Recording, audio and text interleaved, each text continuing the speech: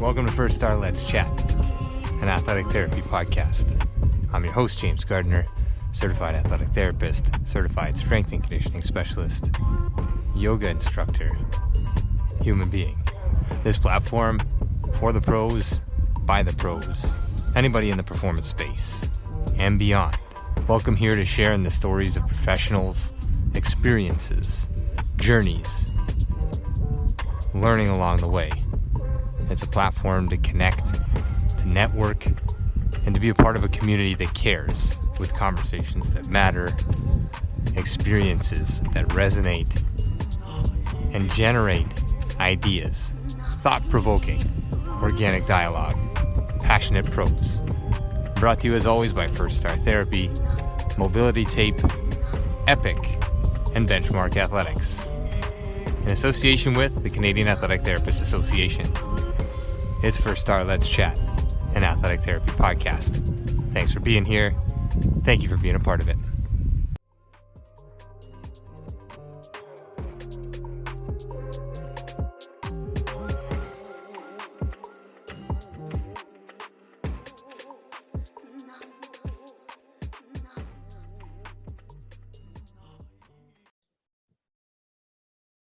All right, it's told me, it's told you, so it's being recorded, which means it's live right now, recorded out there for podcast version for those of you picking it up. It's session 85 of Let's Chat, an athletic therapy podcast with Nakita Rees this evening.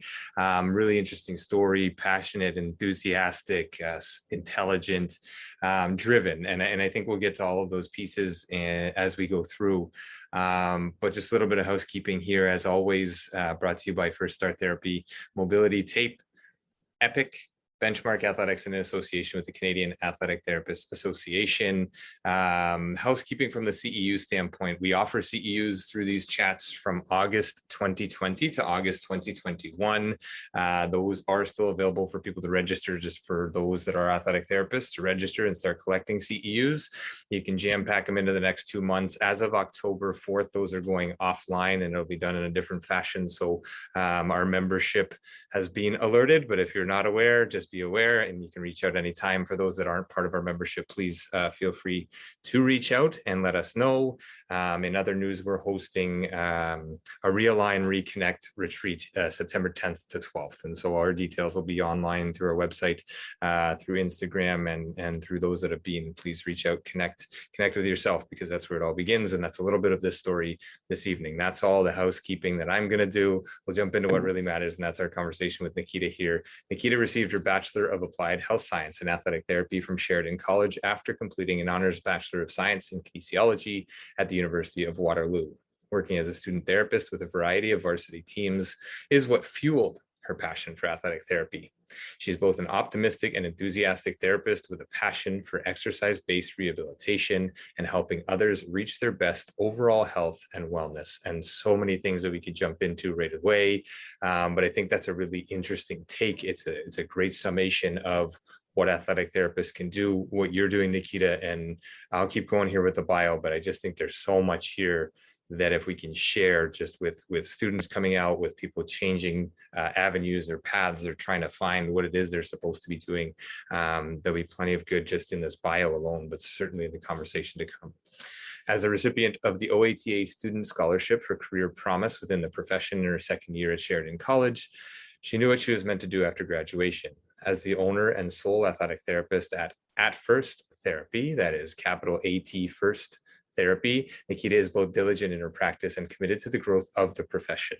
Immediately after becoming certified, Nakita wasted no time before opening her doors. Being a competitive dancer and teacher for the last 25 years, she's seen her fair share of injuries in young athletes and knew this is where she was meant to grow herself as an athletic therapist. Her main area of practice is performance sports athletes and bridging a noted gap between healthy movement and the demands of sport and the individual sport. She's a strong believer in lifelong learning and is always ready to help further her knowledge, both as a practitioner and advocate for the profession of athletic therapy. Her passion for the profession and its foreseeable growth is why Nakita is committed to being part of the movement. Her dedication is what fuels her to become better each day within her practice, with her patients, and within the growing community and its membership. She wants to be part of the solution, a piece of the solution, to speak up, to push forward, and to make the changes needed to better all of those in the athletic therapy profession. It is a pleasure to read that bio, to hear that, to be inspired by that, and to see and participate in you living that. So Nakita, thank you for being here first and foremost, for taking the time and carving this in. We'll let you say hello, and then so many places we can take this one. Yeah, thank you so much for having me. I was super excited when you messaged me, and I was like, absolutely, anything to help, build this profession, vouch for this profession, be a female and a woman in this profession. And I was very grateful when you messaged me. So I'm super excited to be here. Yeah, no, it's great to have you here. And I think this is where there's some, I don't know, alignment or connection, is just sort of growing the profession. And that's where this platform started for me. It was like, let's have a conversation with some of the networks that I have. And it's grown into sort of 85 sessions, some educational pieces. And here you and I are chatting, and we've never had a conversation before, yet we're in the same profession. We have similar ideals, and just sharing your story. This is where we want to take it. Obviously, some amazing things throughout your scholastic career. You danced, so that's obviously some inspiration in terms of how you got into this and why you got into this. Where did dance start for you, I guess? And then I really want to get to, I don't know. I just started moving around. Kids love moving around. How did it start for you? And then we have so many places to go to see things. Great question. Honestly, I was a gymnast. I can't even say I was a gymnast. My parents put me in gymnastics. They put my sister in dance. Mm-hmm. One day I, went to the studio to pick up my sister, and I was 3, turning 4. And I said, well, I want to do that. And that's literally where it began. Obviously fell in love with it. It became, a passion at first. I did it all through high school. I did it through university. I was the captain of the Waterloo varsity dance team, kind of grew them, and then became a teacher and taught and freelance choreography and all of that ever since actually first year. And now I'm with a couple studios, mainly one studio here in Cambridge. And it's not work for me. It's a passion for me. And luckily I was fortunate enough to really only struggle with one injury, which of course I didn't deal with as a kid. I pulled my groin and had no idea I pulled my groin. I just, as a classic dancer, I would say athlete, but I would say more or less, as a dancer, we're like, no, our bodies are fine. And we move forward. And I see it all the time. And that's one of the reasons I, fell in love with athletic therapy, as I was seeing all my kids, like, not all mine, but I was seeing all these kids, I have low back pain at 12 years old, they're hurting and that shouldn't be happening. So I was like, there's got to be a disconnect. And I know you mentioned there in my bio, it's interesting. I say a gap between healthy human movement and like the requirements of sport. Mm-hmm. And I just have such a passion for performance sport athletes. So, the gymnasts, the cheerleaders, dancers, and figure skaters, because I find they kind of get shafted a little bit in the world of athletics, and in terms of even rehabilitation and that kind of side of things, is they're not seen as athletes per se. Especially, I'm going to speak more on dancers, because I think in gymnasts they're kind of a little more out of that. But dancers, figure skaters, cheerleaders, we're not seen as athletes. We're seen as artists. We're not seen as your typical, team sport. And I think that's one of the reasons I, again, became an athletic therapist, because there was such a gap. I was seeing kids come with, programs and not seeing people, and they were nothing sport specific, because people just don't understand the requirements and the demands of the sport. So right. To me, I was like, well, I've been doing this for 20 something years. I have a passion for the body and healthy human movement. Why not put a collaboration between the two and find, what do we need to be doing to these kids' bodies for healthy human movement, but still be able to do the demands of the sport. And that's kind of where my two loves kind of fell in. And I currently still teach. I teach about 7 days a week. People say I'm crazy. I'm absolutely nuts, but it's what I love to do. And so that's kind of where dance started for me. I was hugely competitive. I went to Germany. I competed at Worlds representing Canada, which again, no one even really knows that exists. But yeah, so a huge passion that just turned into passion and work together. Yeah, no, beautiful. And sort of advocacy for dance, advocacy for kids, advocacy for dancers and skaters and gymnasts and all of these people that you mentioned as athletes. I think, and if you see this, if you identify this gap, if you feel this as somebody who identifies as a dancer or as one of these athletes, then others feel that as well. And I think this is the amazing part about the profession of athletic therapy, specifically because we share this. It can be anywhere and we can do anything. And I think these are the pieces. We speak this language of movement, and you brought up some amazing points that I want to talk to in terms of making sure we understand the sport, the demands, the movement, the requirements. Like, dancers are absolutely off the charts when it comes to, well, I don't know, everybody's definition is a little bit different, but like mobility or like flexibility or whatever everybody's terminology is going to be. We've had the pleasure of having a conversation with Paul Papoutskakis on here with the National Ballet, and a few others that have worked in dance, and it's a whole different ballgame when you're working with athletes who know their body super well. But if they're not being advocated for as athletes, or not getting what they need and what they require to recover and or train or offset their training, then there is an obvious gap here from your view, from the inside. And I think identifying that by reflecting on your own personal experience is seemingly the way that you'll never work a day in your life, right? Like you're going to be passionate about what you're doing because you've lived it. You see where you can fit. You have a skill set, and you have an understanding and an empathy and a compassion for everybody who walks through your doors. So amazing stuff. And I think for the younger listeners, because we get a lot of sort of play through this podcast into some of the AT schools, into the classroom, and there's reflections done. I think these are huge learning lessons. What was this something that was pretty straightforward to you? I mean, you sort of knew where you were going in school, as mentioned in your bio. It was sort of just like, I know what I'm meant to do, so I'm just going to do that. How has that evolved since sort of knowing? Has it changed? Have you had to change? Have you adapted? What does that look like for you since sort of getting out of school? So you know what, I knew what I wanted to do in like my 4th and 3rd year of athletic therapy. So really my like 9th year of school. So like those first 5 years doing a kin degree, I was like, I have no idea. And that's why I did a kin degree, right? It was a stepping stone. It was an avenue. It was a door for a bunch of different other things, right?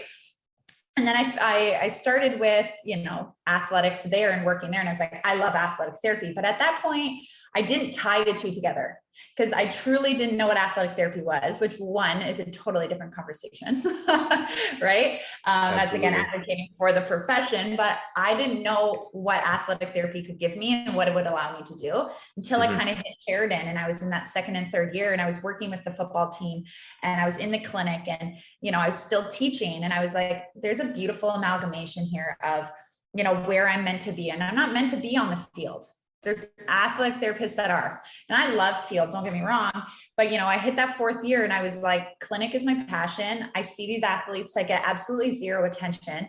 They're not looked at as athletes.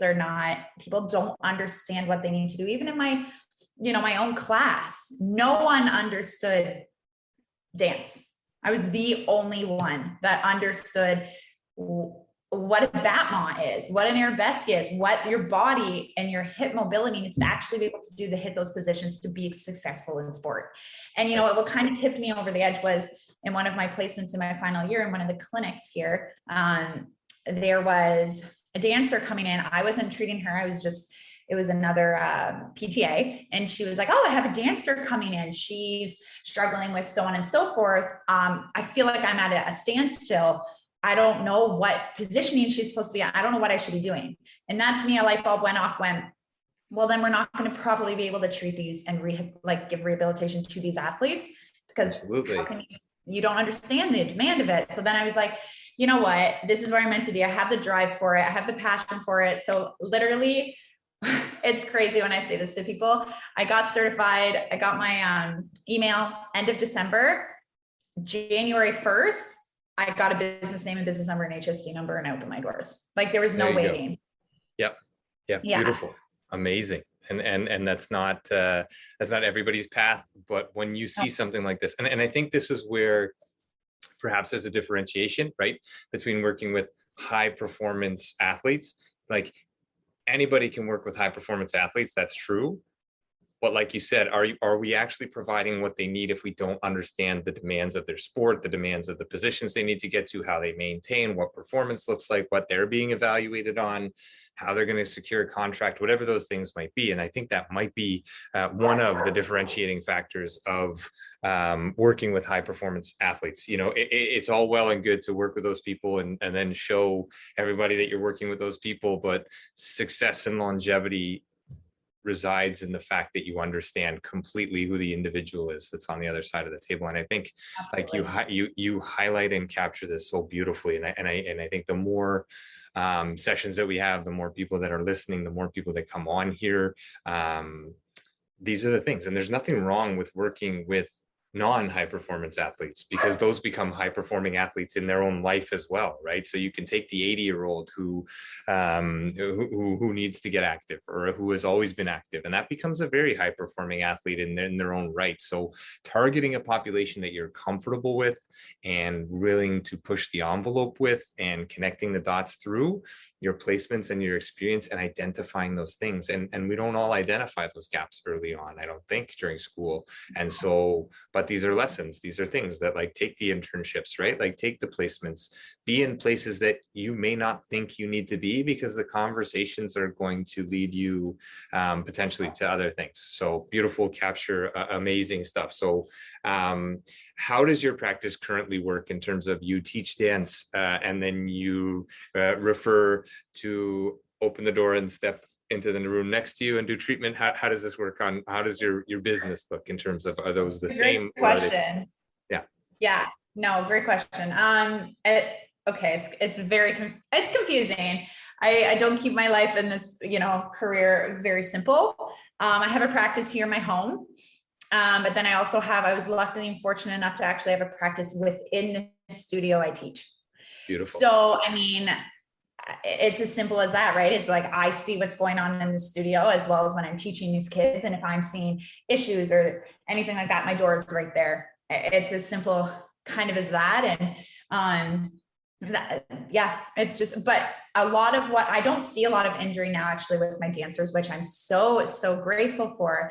And that comes down to the way we are now actually teaching and instructing, instead of, the old school, let's push them, let's force them to do these things, let's do crunches, let's do sit-ups, because that's, ab work. It's like, we actually teach our kids now how to stabilize the spine. We're doing clamshells. We're doing all those things that, from a rehabilitative side of things that I would do with someone suffering low back pain. I'm now teaching my 6 and 7-year-olds to do that. They now have a thorough understanding of their hip flexors and how that actually affects the pelvis, and what actually stabilizes the back. And it's not our abs, right? It's what are those muscles that are actually stabilizing and attaching to the spine. And that just comes down to straight up education. So like, I have adjusted the way, it's more or less that I've actually adjusted the way that I teach dance, because now I actually see less of my athletes on my table, which I'm so grateful for, because they're educated on what their bodies do and how they actually can protect themselves. Yeah. So that's kind of the way my business, they really do go hand in hand in terms of working with these athletes. So it's such a beautiful thing now to see.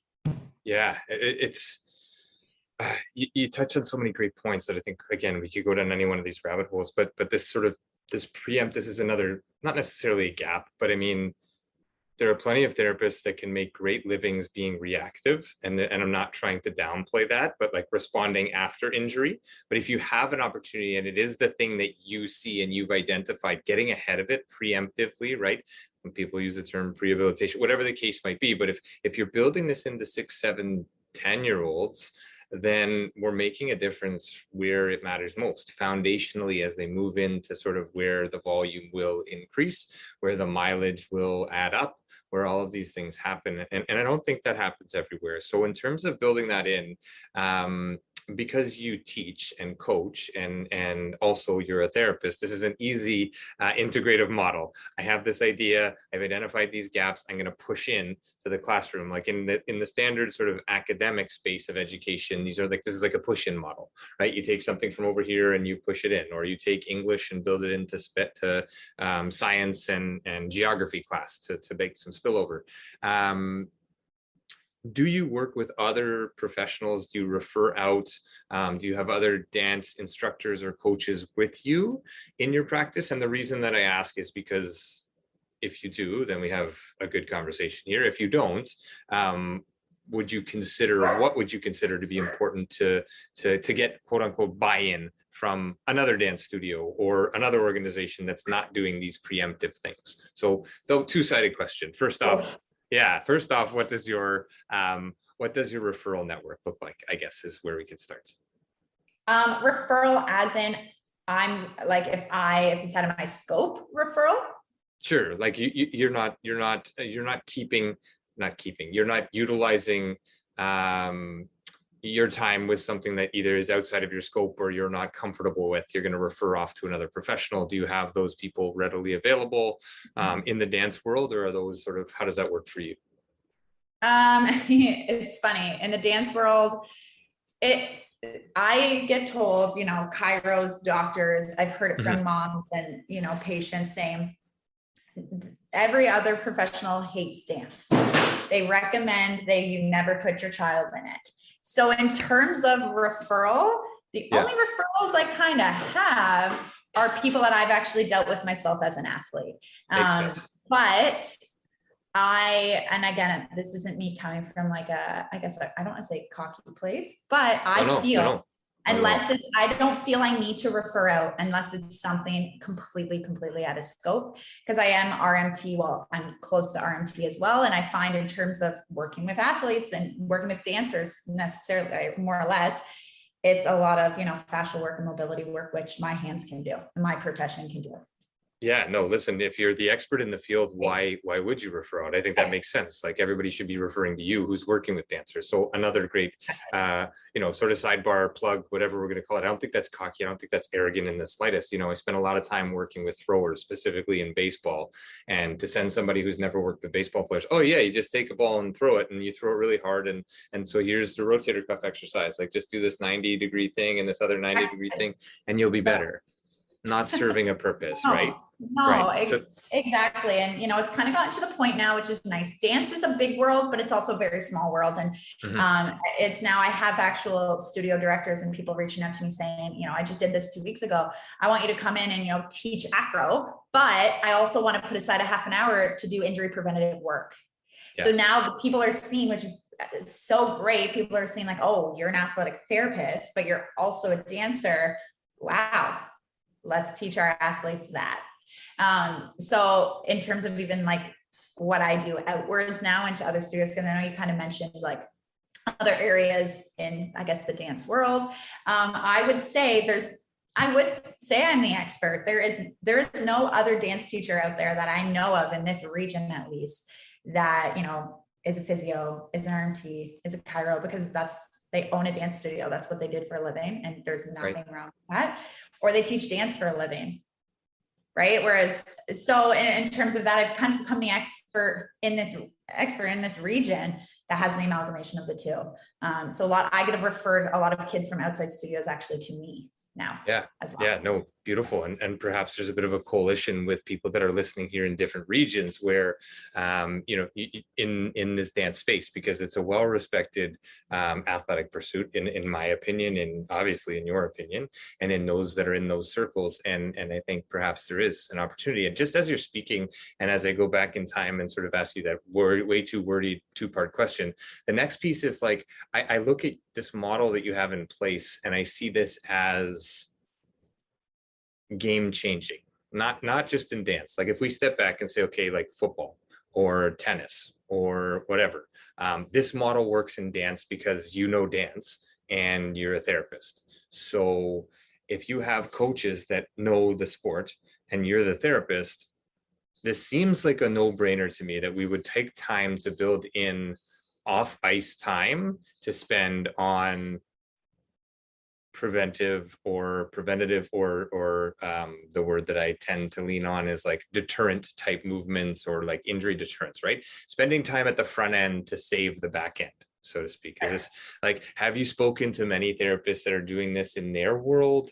Have you in your sort of your networks outside of dance, former classmates and things like that? I always find it interesting that's not more of a push for us as athletic therapists, is to front end this, to go to organizations and say, let me see your injury data, which you can't do unless you're inside the organization. But like, if you can refer back to how many athletes you had injured last year, what if we front loaded this with like some really high quality things? We've seen it. All we have to look at is like COVID, and look at training camps of CFL, NFL, hockey, whatever, these shortened Major League Baseball last year to this year kind of thing. The front ended approach just seems to make a ton of sense. So in your space, it makes sense. Have you had this dialogue elsewhere, or have you thought about potentially taking this model and sharing it with other therapists and sort of spreading it this way? It's funny you bring that up, actually. I've never really thought about that model, bringing it elsewhere. I think it's hard. As much as it's possible in a lot of other sports, I actually feel like it's harder unless, again, you are also the coach of a football team and you're also a therapist, right? So I worked with David Wright. To me, he's like one of the, like, he's a founder of AT. Like, he's very well known. He's very good at his job. Worked with, CFL and high level athletes. And I got the opportunity, was fortunate enough to work with him at Guelph with their football team. And he was the one person that I saw, his warm up was very much front end based to prevent these guys from being injured. But I think a lot of, it's hard. A lot of people go into a clinic to work in a clinic. And of course, the only people walking in those doors are people who are already injured. So that preventative side's kind of gone. So unless, someone has a direct hand in, or they're still competing in their sport, or training in their sport, or teaching or coaching in their sport, I don't think anyone really thinks to go to that, level and think, how can we prevent these athletes from blank? And there's a lot of coaches, I think, out there that don't necessarily see the ideal in that. You know what I mean? Unless I feel like a lot of people see it as almost a waste of time, but at the end of the day, it's not a waste of time, of course. But I think there's just a very big skew of what, we train in the gym, we do this. So that's obviously preventative work, where it's so in terms of that, I think dance is just an easier sport to be able to do that in. Whereas on a football practice or football, you're not going to take 30 minutes out of your time and teach these guys how to prevent low back pain. Right. I just don't think the time is there, and I just don't think it's as easy. It should be happening, but I can't say that I know another person that really does that front end kind of stuff. Yeah. No, it's interesting. I just keep seeing as we're talking, I keep going back to recent conversations I had. I saw a couple of my old friends that are old like me, and sort of we've been friends forever and ever and ever. And as we age, certain things start to happen. Certain things start to go out the window, or we're not taking care of certain things physically, or how we're eating, or whatever the case may be, or having kids takes plate A and plate B off the table, so I can't do those things anyway. But longer story longer is that front ended thing. It's like, what are the simple things that we can do to prevent falls when we become 75 and 80? Grow a posterior chain. And the conversation that we went down was sort of like, my one very good friend, and I'll just go way off topic here for a second, but my one really good friend just said, I want to do a course in small engine repair. I know nothing about small engines, and I got this and this that are all broken, and I don't know what to do about it, and I don't know how to fix it. And then it sort of veered towards taking care of ourselves as we age. And I think if we have an understanding of how to take care of ourselves from an early age, it becomes habitual, and then it becomes behavioral, and then it becomes just a thing that's part of everyday life. So kudos to you for building that in, not only to dancers, but to everybody I'm sure that you interact with, and living that life outward, because that light shines from you to others, and it's received that way. I'll just pause there for a second. I'm just going to drop your handle, your Instagram handle, if you want to do that. That's better. you have a better grasp of that. But at ATfirst_therapy on Instagram. If people want to reach out to you, is there a better way, or is Instagram your place of Instagram's choice? perfect. Yeah. Perfect. So it's at ATfirst _ therapy, and you can get Nakita there, and please reach out, because every time I see the posts and the things that you're talking about, they all resonate on this end, and there's a lot of passion that comes through, and I think that's critical in what we do, and in sort of reigniting the flame or keeping things burning on this end, as well as is to stay passionate. I'll digress just for a second before we come back around to some of your experience and your mentors along the way and some of these other things, applicative knowledge. This is session 85 with Nakita Rees, for those that are listening. An amazing concept in sort of finding what matters at the front end. So with that said, I see the opportunity here to perhaps have you in a dialogue with some other therapists into the future, if you'll do that. And I don't mean to put you on the spot. Don't say yes right now, but just sort of building this so that we can understand. And it brings me to the sort of the next point of experience and anatomy that we learn out of a textbook, and you sort of being, you had finished your 5-year degree and then went into AT. And I find that to be very valuable. I did the same thing. I completed my degree first. I played sport for a long time.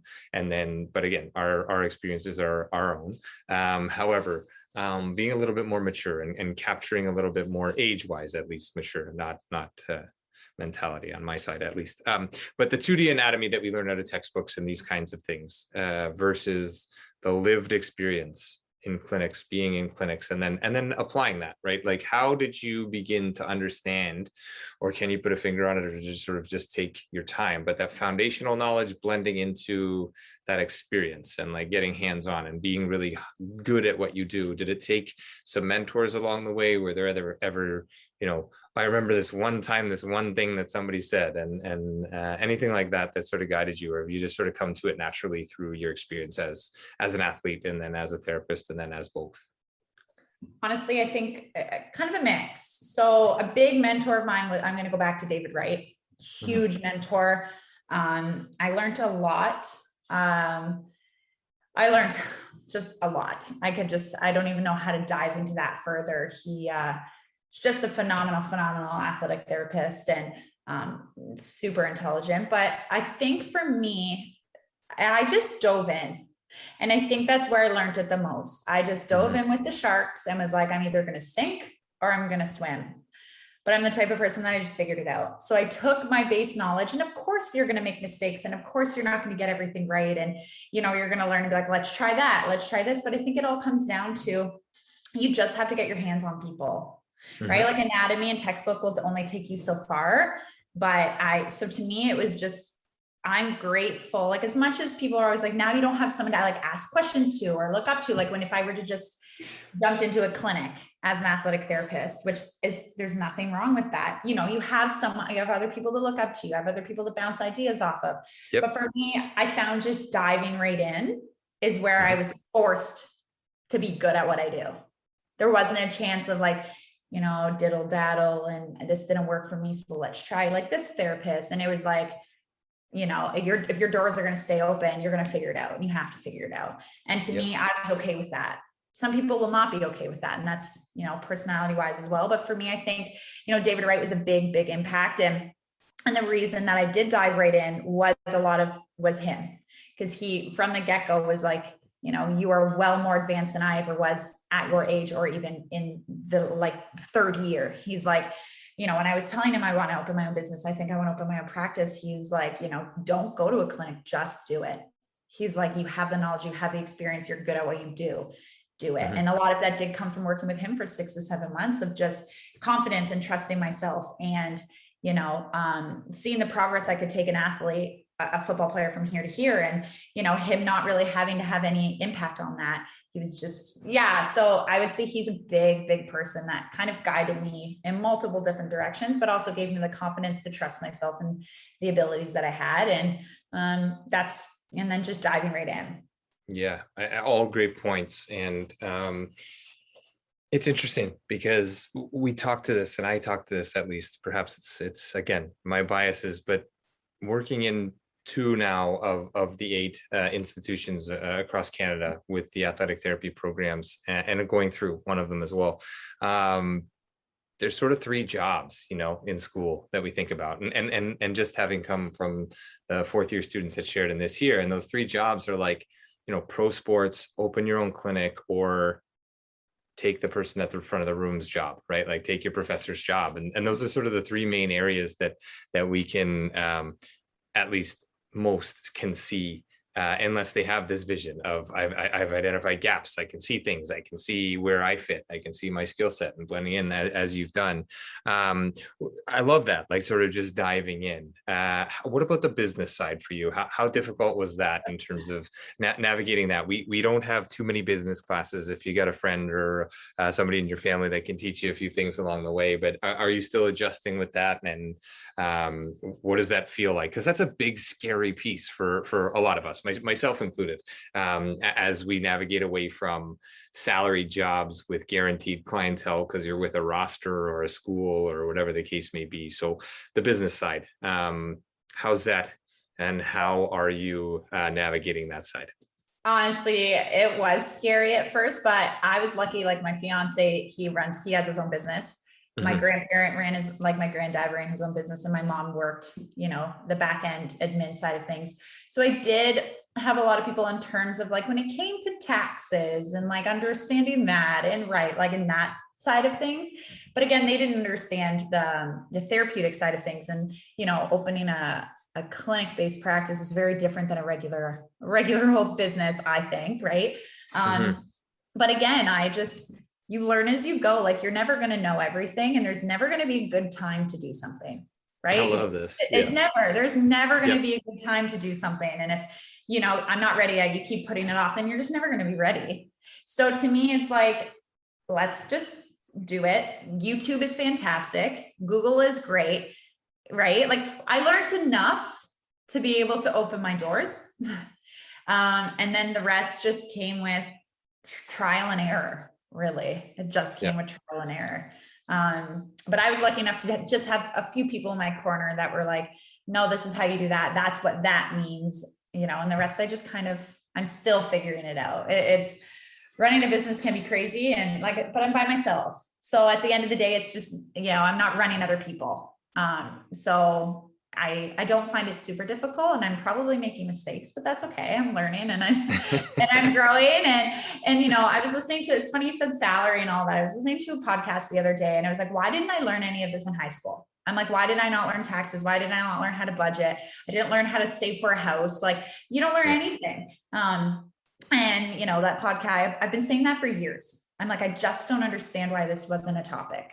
And the podcast I listened to said that, schools prepare you to work for someone else. They prepare you to be on salary.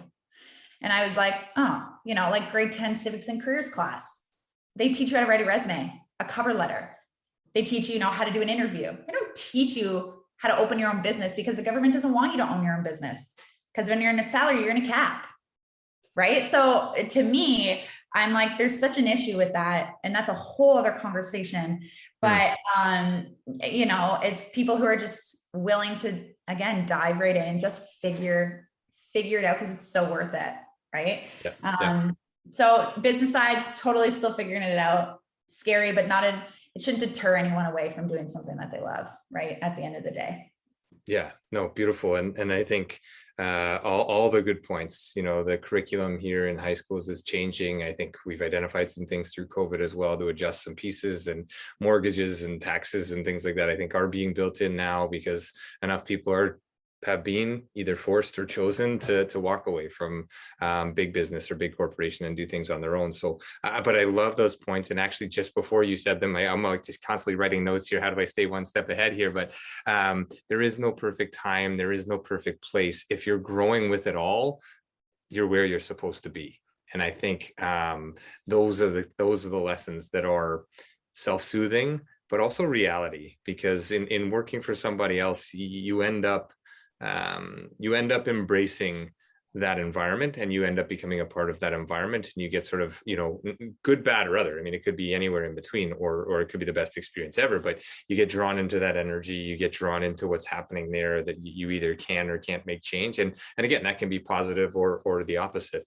But when you're on your own, your decisions are your decisions. And at the end of the day, you hang your hat up or put your feet up and say, I did my best today, or I didn't. And either way, here I am, and we'll see where it goes. So some really beautiful lessons. And I think as we navigate this space, as we navigate sort of coming out of COVID, there's a huge need for human connection. And you've talked about it, people need hands-on, and people need some connection with either their coach or their teacher or their therapist in this case, definitely. How hard has it been for you with COVID, and how relieved are you now to be returning to be coming into August of 2021? And we won't call it the new normal. We won't call it normal. It is what it is. And here we are. How has it been, and how are you doing coming out this side? I'm lucky and I'm fortunate enough that I did have other jobs, because, I don't put all my eggs in one basket. I have 7 jobs, and people look at me like I'm nuts. But, I have goals and aspirations, and those jobs are going to help take me there. But COVID was a realization of, actually, I love what I do. And, my athletic therapy it's not a job for me. I don't even like to call it a job. And COVID kind of solidified that, how much of a passion and it is. And, if you love what you do, you never work a day in your life. Everyone always says that, right? So, and for me, this sounds a little crazy. If I did athletic therapy 9 hours, 10 hours a day, it would be a job, and I wouldn't be as passionate about it.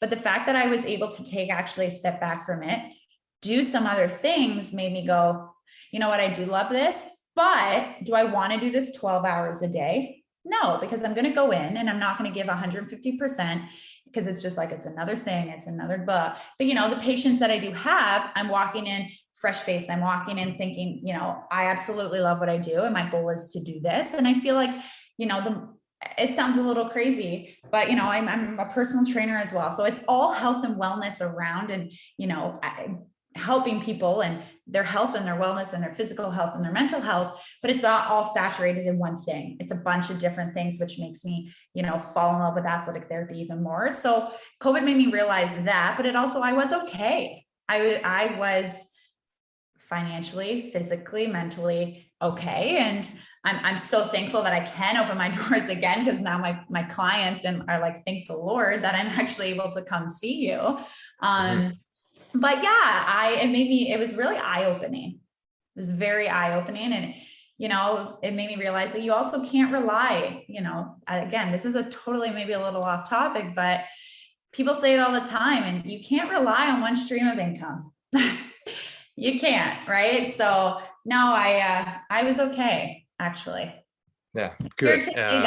It's weird to say that, because a lot of people struggled, but it was very eye-opening. A lot of channels opened, a lot of doors closed, and certainly some resilience and variability in what we do in the day-to-day. Some people, different strokes for different folks, but that variability piece within the athletic therapy profession, I think this is one that goes without saying. We can fit in any box, but when we get stuck in one, I think that's where we start to go a little bit crazy and try to fight our way out of it, or just get buried deeper in it. So a little bit of dabbling in the sideline stuff, and a little bit of dabbling in the clinical stuff, a little bit here, a little bit there, a little bit with perhaps mobility tape or something like this. But wherever the cases may be, I think these are I talk to athletic therapy as sort of a liaison to everything, because we speak a language that is universal, and that comes back full circle to where we started, of like sort of movement and understanding every human being that walks in the door, rolls in the door, crawls in the door. Like, we can help, because movement is our language that we understand when we do it well, and we can fit into all those different boxes. And you say personal trainer, and you say dance teacher, and you say this, and you say that, and I just see like athletic therapy situating itself, amongst chiropractors, MDs, orthopedic surgeons, like up and down the chain. We can speak this language across the board, and we can facilitate, change with human beings through any means. And I think you've highlighted that. So in terms of your practice with dancers and things like this, if we got into sort of, I don't know, 10 plus years of dance, what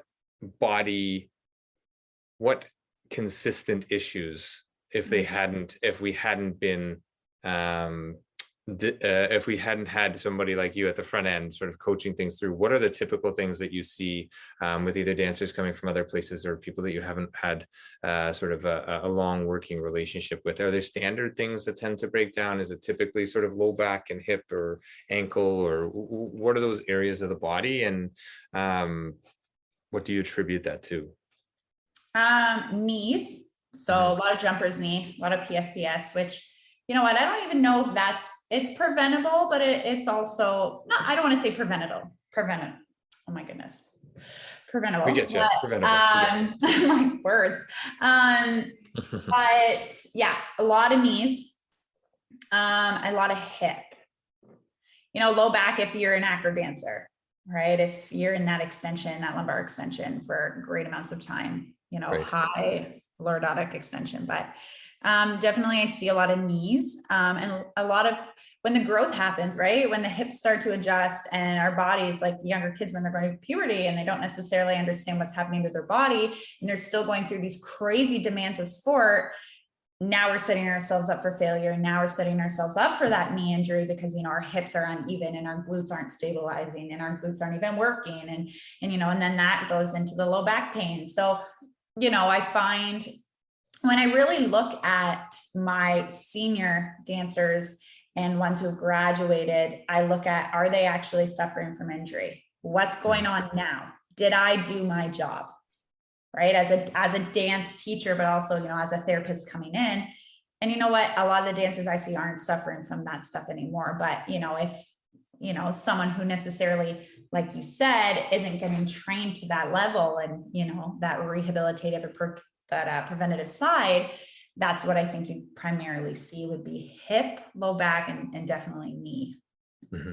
No, beautiful. I think sort of some of the relevant injury stuff and what you're seeing typically, because not a lot of people are familiar with dance, but also not a lot of people are familiar with front loading, what training can look like and what volume looks like, and I think just highlighting that piece.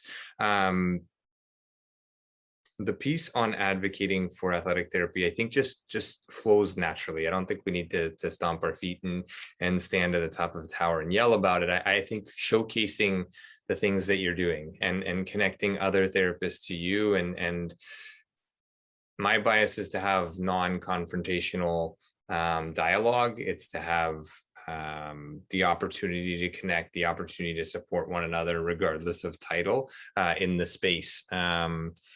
What would you say to sort of therapists out there, athletic therapists that are in either school or coming out? And we can just leave it at that for the evening. I don't want to take up too much of your time on a Sunday. I'm sure you have 9 other things to get to this evening. If not, then an early morning perhaps to start. But what would you advise in terms of the profession itself, in terms of how can we showcase, how can a young therapist validate all of the schooling that they're doing on their way out to finding a job, to finding a career, to creating their own space? From an advocacy standpoint, from your experience as an athletic therapist? I think it comes down to 2 things: believing in it and trusting in it, right? Athletic therapy is a newer profession, in terms of insurance, we're not necessarily covered. People don't know who we are. And it's still not letting that pull away from the fact that you are an athletic therapist and you need to love what you do and you need to trust. We are fantastic. This is such a beautiful and fantastic profession. We are 4 years, I can just speak on Sheridan, and Sheridan, the professors there are phenomenal. And, I walked out of school knowing exactly how to treat someone, exactly how to get someone from injury to back into play. And we need to trust that process and not allow other external factors to take away and say, you need to go do massage because you don't have a billing number and you're not, you're not regulated, and all of this that gets thrown into our heads because it got thrown in mine. Right. And, and it's not as known as a profession, but it's such a fantastic profession. And we just need to trust and believe in that. And I always say, this is when everyone asks me this question, why are you an AT? Why aren't you just, a physio? Why didn't you do chiro? Why didn't you do just massage? I go, because we are just, we can do all of that. We are good at what we do. And if we are good at what we do, people will pay for it. People will come see us. And I say that at the end of the day, if I am good at what I do, I don't need to be regulated. I do not need insurance to cover me, because if I can get someone from here to there and I'm good at it, they're going to see me regardless. And knowing that, coming out of school and trusting that you have the knowledge and the skills to be just as renowned as every other regulated healthcare profession, that's the most beautiful thing I think of athletic therapy. We're good. We're just good professionals. And that's kind of my stance on it. A terrific capture. The one piece that I would add from my side to that is, you're not a finished product coming out of school. So you don't have to know it all. You have a very strong base to have conversations in all of those spaces, Nakita, that you mentioned.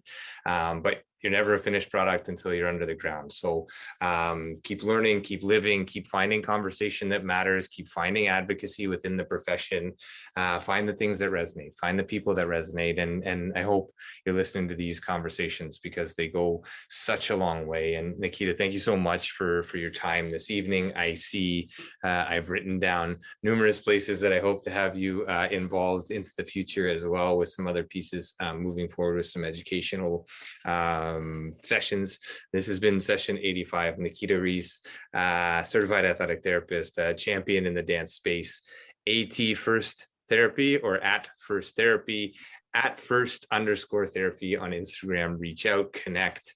As always, brought to you by First Star Therapy, Epic, Benchmark Athletics, Mobility Tape, if I missed it, and in association with the Canadian Athletic Therapists Association. One more time, quizzes are available. Membership is available.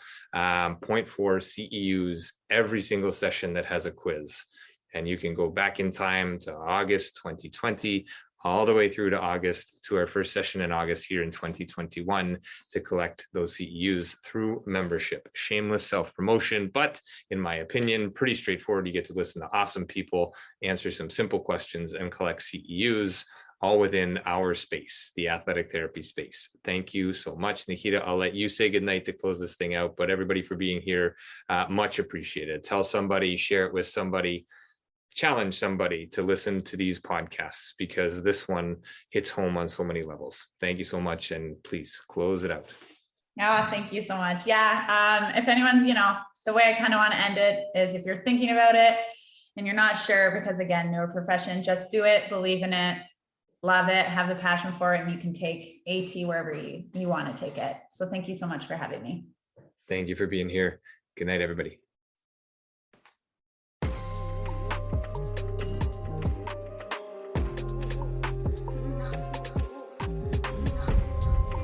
Thanks again for being here. Thanks for listening. Thanks for being a part of this community. Check us out online, firststartherapy.com. That's FIRSTAR therapy.com.